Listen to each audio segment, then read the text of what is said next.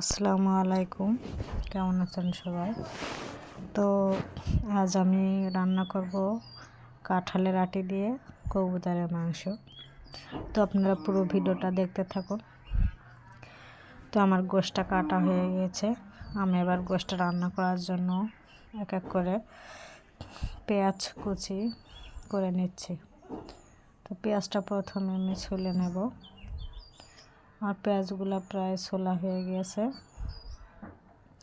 তো এখন আমি এবার পেঁয়াজগুলা কুচিয়ে নেব।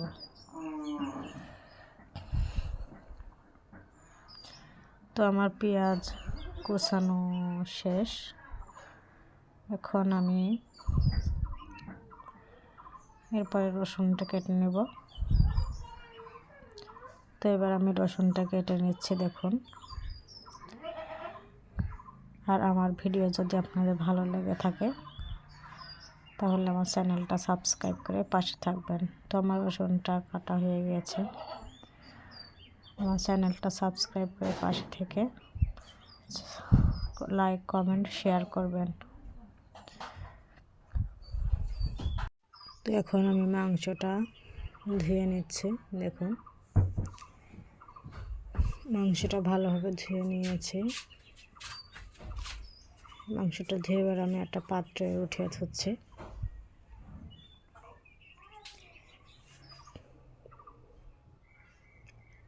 তো কবুতরের মাংস কাঁঠালের আটি দিয়ে রান্না করে আপনারা খাবেন, কমেন্টে জানাবেন আমার রান্নাটা কেমন হয়েছে। এবার আমি কাঁঠালের যে আটি রেখেছিলাম সেটা আগে থেকে কেটে ভিজিয়ে রুলে রেখেছিলাম, লাল অংশটা উঠিয়ে নিয়ে। তো আমি আরেকবার ধুয়ে নিচ্ছি, দেখুন। মাংসের সাথে এটা দিয়ে দিলাম। এবার আমি রসুন আর আদা বেটে নিব এখন।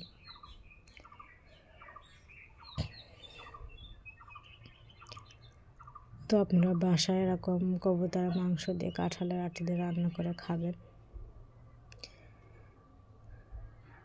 তো আমি এবার রসুন আর আদাটা বেটে নিচ্ছি।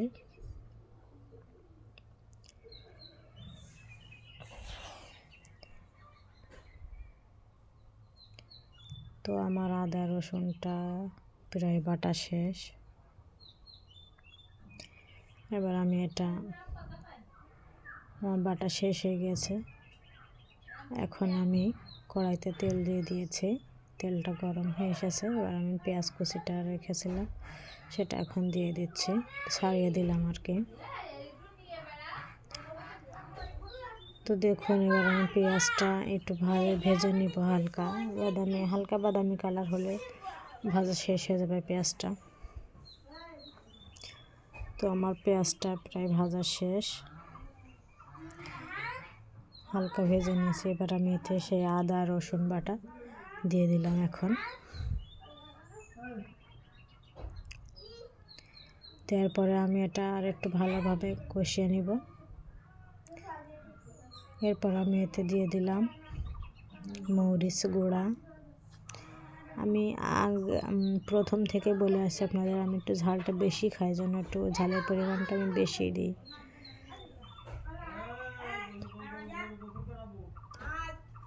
তো এখন আমি দিয়ে দিলাম দারচিনি, লবঙ্গ, গোলমরিচ, এলাচ গুঁড়া করা ছিল একসাথে, সেটা দিয়ে দিলাম। এবার দিলাম জিরা গুঁড়া। তো জিরা গুঁড়া দেওয়ার পর এবার আমি দিলাম হলুদ গুঁড়া।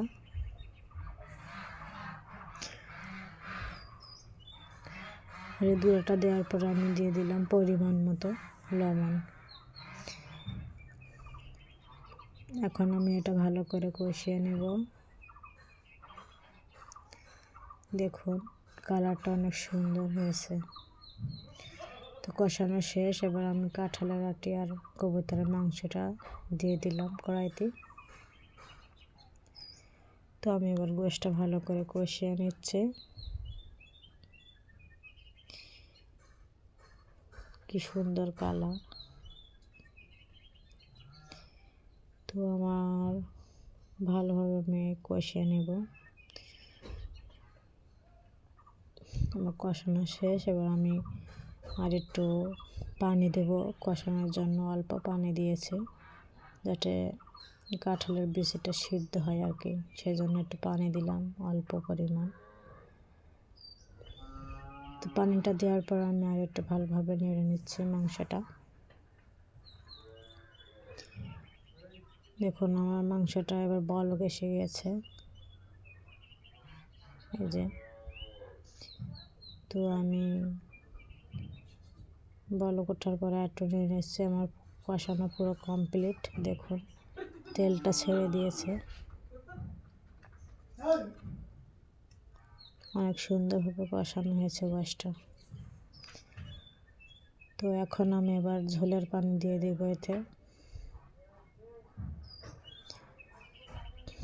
আমি ঝোলের পানি দিয়ে দিলাম এতে পরিমাণ মতো। দেওয়ার পর আমি আর একটু ভালোভাবে চারিপাশটা নেড়ে নিচ্ছে, কড়াইতে যে মশলাটা লেগে আছে যাতে ভিতরে যায় আর কি। তো আমি এবার ঢাকা দিয়ে দিলাম। তো দেখুন আমার গোশে বলক উঠে গেছে। আমার গোশটা প্রায় শেষের দিকে হয়ে আসছে মাংসটা রান্না। দেখুন ঝোলটা অনেক কমে গিয়েছে। তো আমার ভিডিও দেখার জন্য আপনাদের সবাইকে অনেক অনেক ধন্যবাদ। ভালো থাকবেন সবাই, আর আমার ভিডিওটা বেশি বেশি শেয়ার করবেন। ধন্যবাদ সবাইকে।